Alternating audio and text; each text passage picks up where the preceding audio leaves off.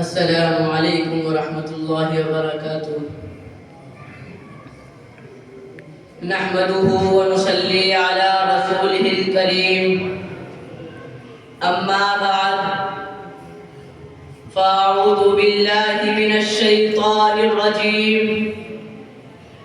بسم اللہ الرحمن الرحیم اولئک علی ھدی من ربهم وَأُولَئِكَ هُمُ الْمُفْلِحُونَ صدق اللہ العظیم۔ میرے مشفق و مربی اساتذہ کرام و معزز مہمانان اعظام اور عزیز طلبہ، آج اس اختتامی انجمن میں میری تقریر کا عنوان توحید خداوندی ہے، یعنی اللہ کو ایک ماننا، اللہ کو ایک سمجھنا اور صرف اسی کی عبادت کرنا۔ میرے عزیزوں، توحید کا کیا مطلب ہے؟ توحید کا مطلب ہے اللہ اکیلا ہے، وہی خالق ہے، وہی مالک ہے، وہی رزاق ہے، وہ نہ کسی سے پیدا ہوا ہے نہ کسی نے اسے پیدا کیا ہے، وہ بے نیاز ہے، کسی کا محتاج نہیں،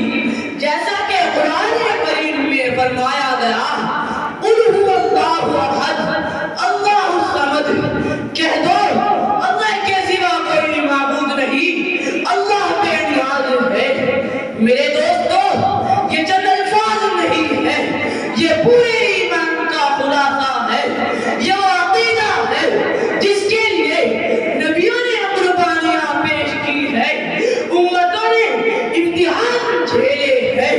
شہداء نے اپنی گردنیں کٹوائی ہیں اور حق پر قائم رہنے والوں نے اپنی جانوں کا نذرانہ پیش کیا ہے۔ میرے بھائیوں، اللہ نے جتنے نبی بھیجے سب کا ایک پیغام تھا، وَاعْبُدُوا اللَّهَ مَا لَكُم مِّنْ إِلَٰهٍ غَيْرُهُ، اللہ کی عبادت کرو، اس کے سوا تمہارا کوئی معبود نہیں۔ حضرت نوح علیہ السلام نے 950 سال تک یہی پیغام دیا۔ حضرت ابراہیم علیہ السلام نے توحید کے لیے آگ میں کودنے سے بھی درگزر کیا۔ حضرت زکریا علیہ السلام نے آرے سے کٹنا پسند کر لیا۔ حضرت موسیٰ علیہ السلام نے فرعون کی طاقت کے سامنے ڈٹ کر کہا ربی و ربک اللہ، اے فرعون سن لے، میرا رب بھی اللہ ہے اور تیرا رب بھی اللہ ہے۔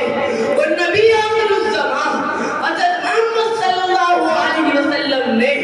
مکہ کی وادیوں میں یہ اعلان کیا قولوا لا الہ الا اللہ تفلحوا، کہہ دو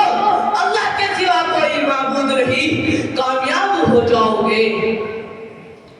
میرے عزیز دوستو، یاد کرو اس وقت کو جب مکہ میں مشرکین نبی صلی اللہ علیہ وسلم سے کہنے لگے کہ ایک دن کے لیے ہمارے معبودوں کی عبادت کر لو، ہم تمہارے رب کی عبادت کر لیں گے، تو کیا فرمایا گیا؟ تو فرمایا قل یا ایھا الکافرون لا اعبد ما تعبدون، کہہ دو اے کافروں، میں ان کی عبادت نہیں کرتا جن کی تم عبادت کرتے ہو۔ میرے عزیز دوستو، جب ایسے شفیق اور مہربان رب کے ساتھ اس کی مخلوق میں سے کسی کو شریک ٹھہرایا جاتا ہے تو انسان مشرک بن جاتا ہے، خواہ پھر کتنے ہی نیک اعمال کیوں نہ کر لے اور اصلاحی اعمال کا بیڑا اٹھا لے، لیکن دل اگر ایمان کی روشنی سے کوڑا ہے تو سب اعمال بیکار و فضول ہے۔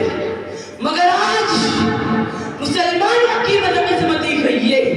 یا مسلمانوں کی جہالت اور گمراہی کی انتہا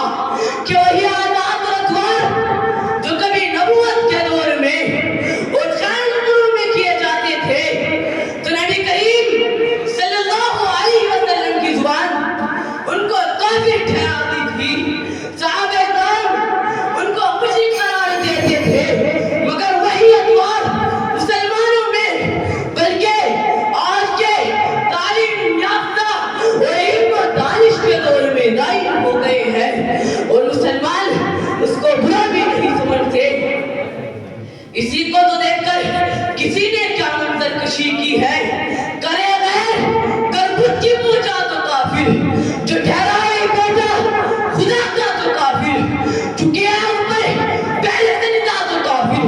کواکب میں مانے کرشمات و کافر مگر مومنوں پر کشادہ ہے پرستش کرے شوق سے جس کی چاہے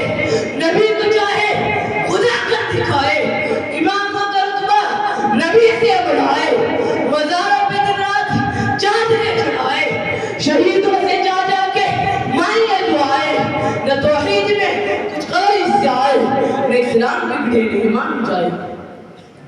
عزیزان محترم اختصار کو مد نظر رکھتے ہوئے توحید یہی ہے کہ ہم سب در کو چھوڑ کر ایک در پہ آ جائے اور اسی سے اپنی حاجتوں کو مانگے یقیناً وہی حاجت روا ہے وہی مشکل کشا ہے میں اپنی تقریر کو ان چند اشعار کے ساتھ ختم کرنا چاہوں گا وہ ہے بے مثل یکتا اپنی شان کبریائی میں کہ وہ ہے بے مثل یکتا اپنی شان کبریائی میں کسی کا کوئی حصہ نہیں اس کی خدائی میں وہ ایسا حکمراں ہے کہ وہ ایسا حکمراں ہے حکم جس کا ٹل نہیں سکتا کسی کا فیصلہ اس کے مقابل چل نہیں سکتا وَمَا عَلَيْنَا إِلَّا الْبَلَاغُ الْمُبِينُ